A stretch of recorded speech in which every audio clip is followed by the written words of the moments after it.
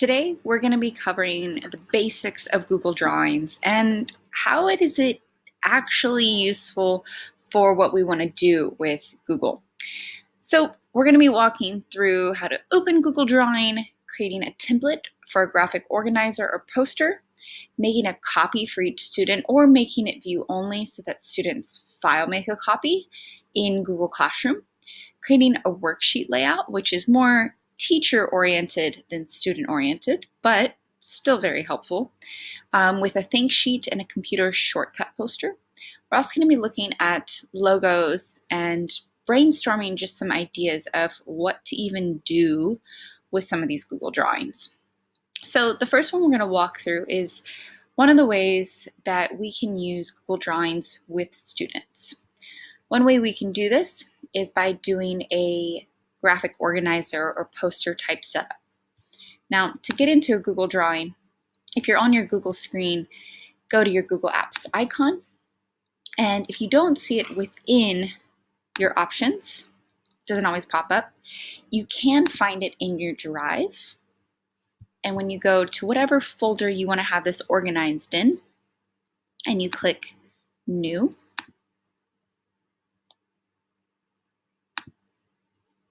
it'll pop up under More, and you'll see your little red icon. I find this is the best way for me because it keeps me organized with my drawings also by opening the folder that I want to do this in and then selecting New, More, and Drawing. So once I've selected my drawing, I'm opening to this transparent background. And the way I know my default is a transparent background are these checkerboards. So when I have nothing on here, when it default opens, it is just a clear background or a transparent background. And one of the ways that I like to set this up for a graphic organizer is to just go ahead and insert bare bone lines and text boxes for students, kind of as a guide. So my line tool is at the top. I hold down my shift key because that keeps my line from doing the sideways, but if I hold shift, it'll automatically make it go into a straight or diagonal angular line. So I want to do straight. Another guide tool you have to be careful of is if you go off the edge, it will default and shut off. You'll notice I have these little crosshairs. I want to change to my cursor. And if I use my 4, I can look for a little red guideline. And as I go across, it'll tell me if I'm in the center or if I'm in the side. So I look for the red to tell me I'm in the middle. So you can see I'm using it to show me where I am halfway. And you can do the same thing horizontally by holding shift and then using the cursor, so you have to change out of the crosshair, and finding that perfect red line. So same thing here for whatever reason. There we go. You gotta play with it a little bit and let it see where it's at. Let's see, there we go. So I am exactly lined up thanks to my guidelines. Now, you can scroll to the side because I have extra text boxes over here.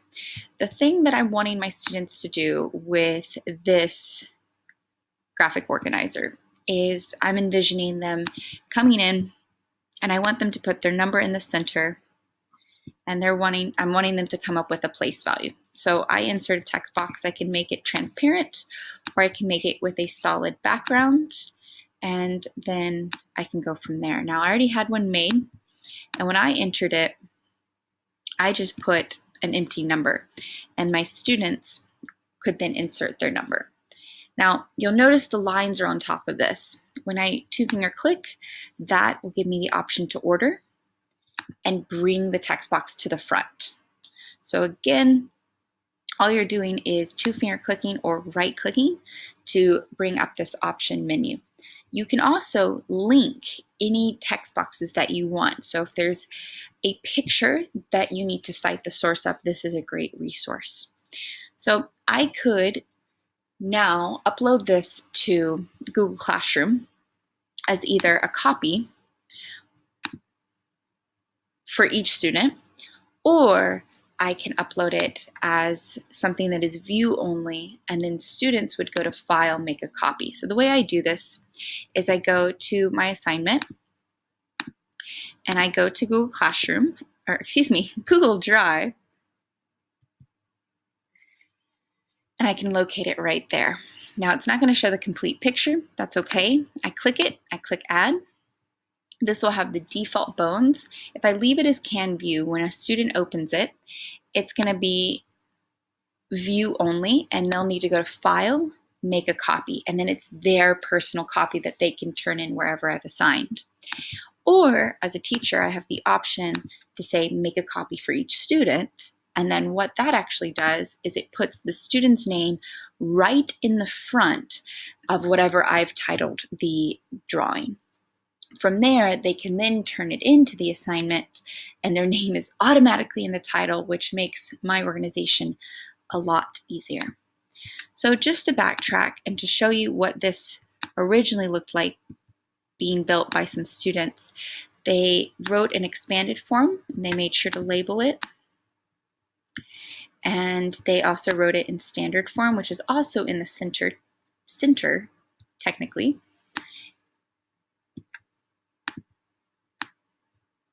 And they also wrote it in Word form.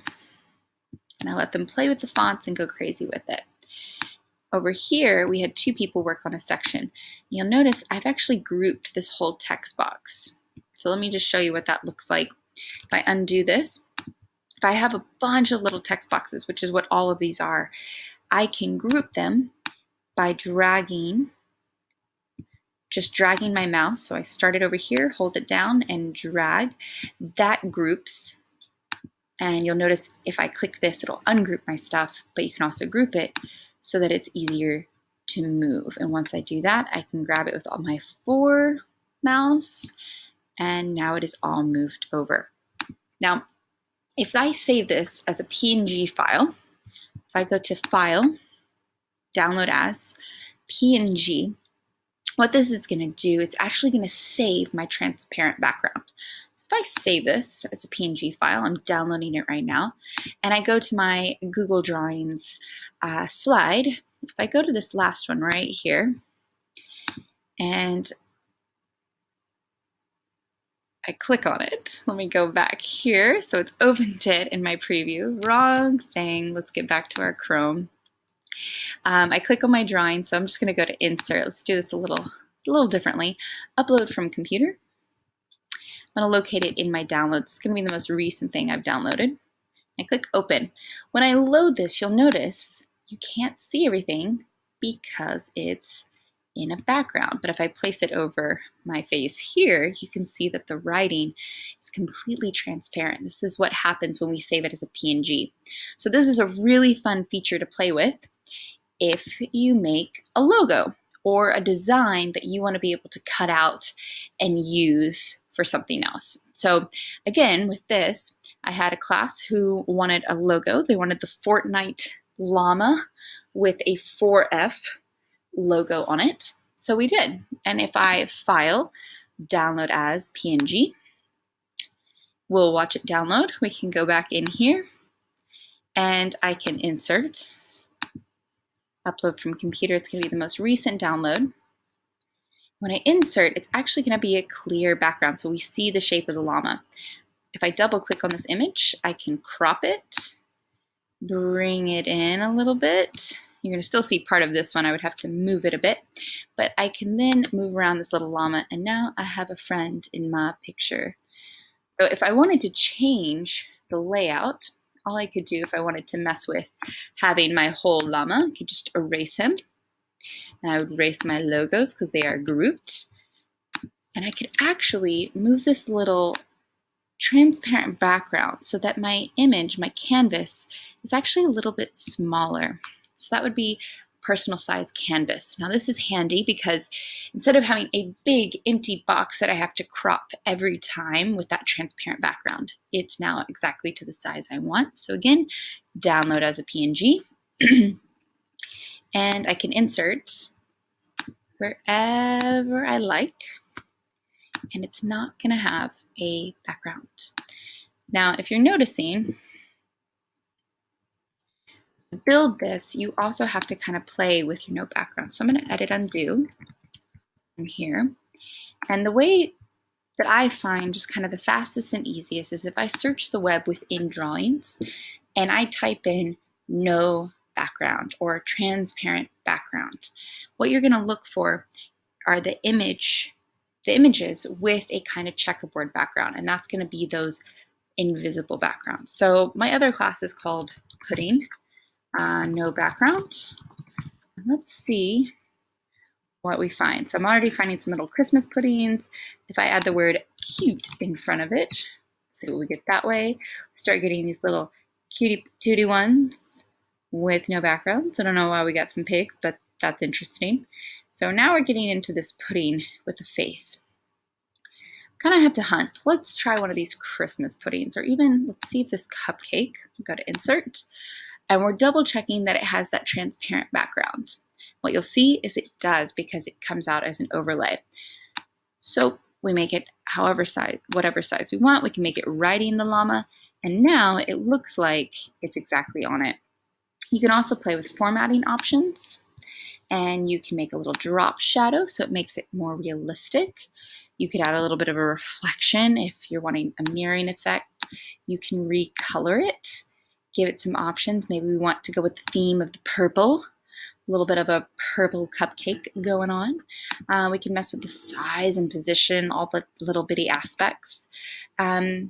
Adjustments, this is where we can get more into a transparency. So we want to kind of see the llama through the cupcake. Or we can also mess with our brightness if we want it to fade out and be more of a pink, which we can also control up here by scrolling through the different options. We can also make it darker for wanting a little bit more of a gray tone. Get it back to a 0 or -1, whatever works for us. Contrast will make a richer color. So you can tell that drawing is kind of like a very, very simplified photo editor, which is cool to have around and cool to know that you have at your fingertips. So I'm going to delete my cupcake because that's not how I want to play with this llama right now. Another thing that this is really helpful for is worksheets. So I created this whole thing sheet. Miss Marby's hanging out in here with me. This whole thing sheet with a Google Drawing, except for the top title and for the name and today's date part. So both of these components right here, you can see it says edit when I click on them, are drawings. And so these parts right here, I can go in, I can click edit, and this allows me to lay out a worksheet with individual text boxes. This is actually drawing, so it's Google Drawing within a Google Doc. So if I save and close, the way I added this was I went to insert and drawing. So if I wanted to add another drawing here, I'd go up to wherever I want the drawing to be plugged in after, which is behind my today's date, and I would say insert drawing. This brings me, and it'll pop up to this window, and this is where I can play along with the line feature. The line tool makes all of these lines text boxes. If I'm wanting to make little text boxes for each of my words and sentences. And then even my box feature, which allows me to control these large rectangular boxes and their patterns. So if I click on one, you'll notice the line tool, my border is black.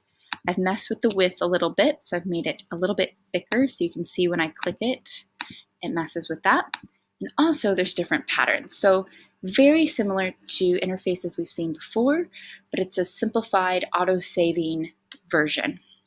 Another really handy tool within drawing, and it's a little easier to show, not in a doc that's set up like a worksheet, but within this group member, there's a Scribble Tool, which is really handy if you're wanting to circle something really fast and it kind of lassos it, or maybe you're wanting to do a customized shape and it kind of rounds it off and softens it. Another cool tool is the Polyline, and what this does is it allows you to make a shape any way you like, and once you connect it back, it'll make it a solid from the end.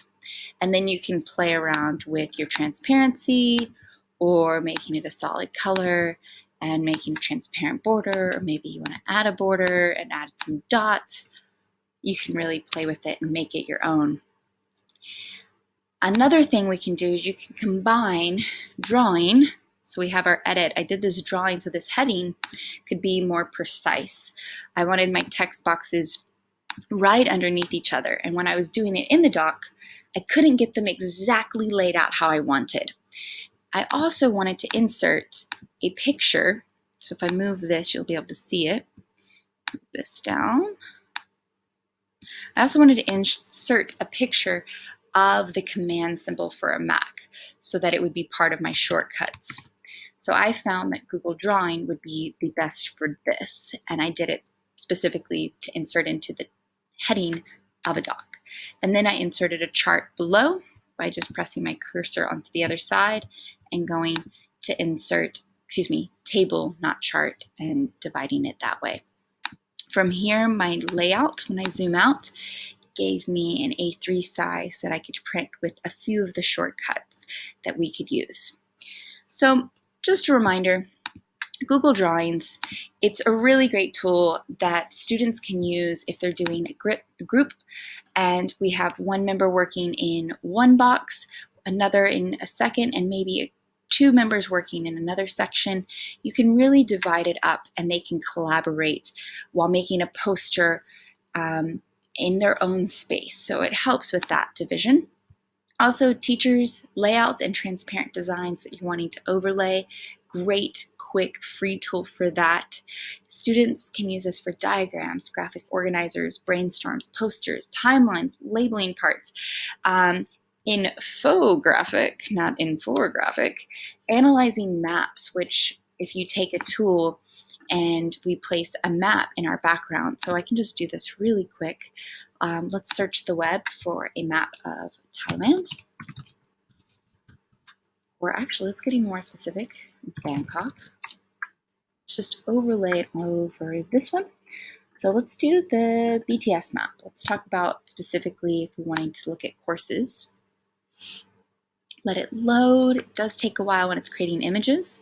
So this is just popped over my other drawing.